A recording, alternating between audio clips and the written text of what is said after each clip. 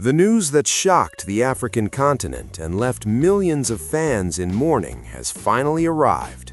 FIFA has just delivered the final verdict on Nigeria's appeal against the Democratic Republic of Congo, and the result is a devastating blow that will echo throughout African football for years to come.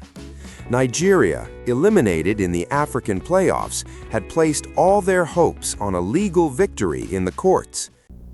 Nigeria's failure to qualify for the 2026 FIFA World Cup goes beyond a sporting disappointment. Their allegations centered on irregularities in the eligibility of Congolese players with dual nationality, based on Congolese law that supposedly would not permit such arrangements.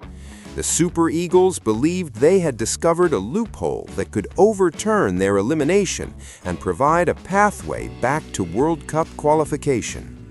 The Nigerian Football Federation meticulously prepared their case, gathering legal documentation and expert testimony to support their claims. They argued that several key players who represented the Democratic Republic of Congo during the qualifying campaign should have been ineligible due to conflicting nationality laws and administrative oversights.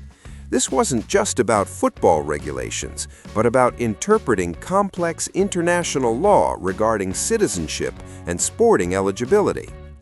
Legal experts across Africa debated the merits of Nigeria's case for weeks.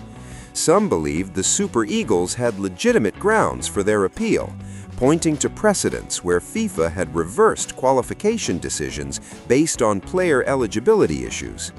Others remained skeptical, noting that FIFA typically upholds decisions unless clear violations of their own regulations can be proven beyond doubt.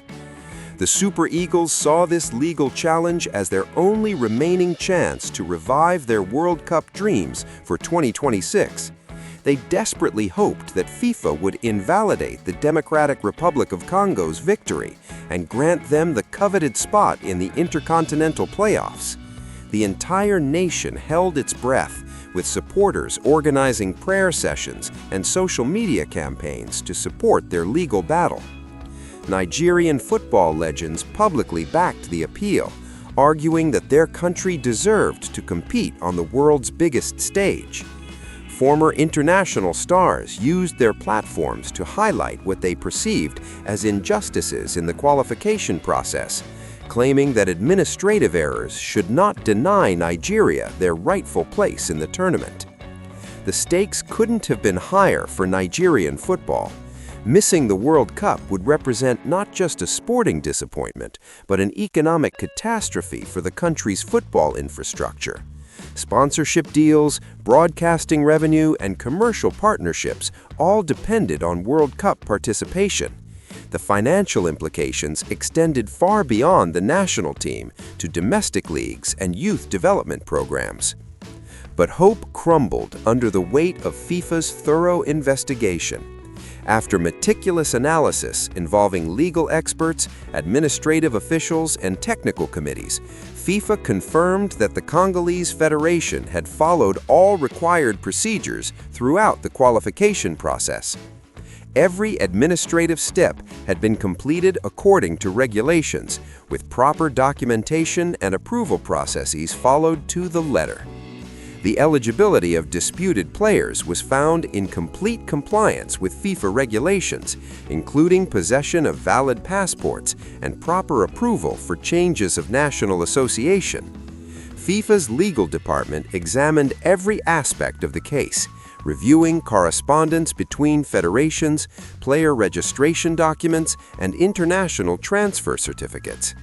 They consulted with experts in international law and sports governance to ensure their decision would withstand any future challenges or appeals. The ruling proved irreversible and final. FIFA categorically rejected Nigeria's appeal, confirming the elimination of the Super Eagles and sealing the Democratic Republic of Congo's fate in the qualifying campaign. Nigeria is officially out of the 2026 World Cup, marking a painful and definitive goodbye to their tournament aspirations. This ruling represents more than just a legal defeat for Nigerian football. It symbolizes the end of a generation's World Cup dreams and forces the country to confront harsh realities about their football development and administrative capabilities. The Super Eagles must now focus on rebuilding and preparing for future qualification campaigns.